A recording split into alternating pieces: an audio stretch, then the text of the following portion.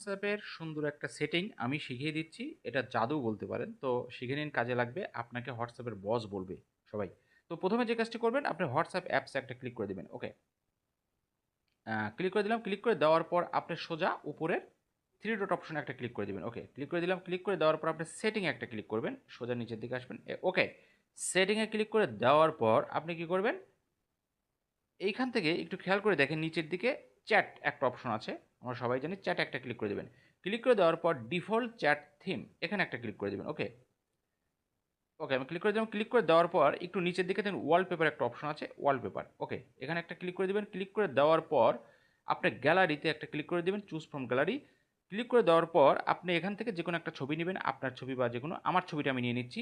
এই ছবিটা নেওয়ার পর আপনি সোজা উপরের দিকে দেখেন টিক চিহ্ন আছে, এখানে একটা ক্লিক করে দেবেন।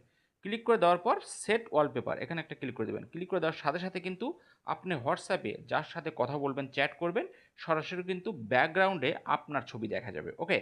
তো আমি একটু ব্যাকে আসছি। ব্যাকে আসার পর যে কোনো একটা আম নাম্বারে আমি দিচ্ছি। দেখেন আমার ছবি ব্যাকগ্রাউন্ডে আছে। ওকে?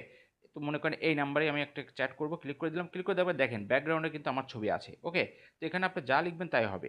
তো এইভাবে আপনারা কিন্তু হোয়াটসঅ্যাপে অনেক সুন্দর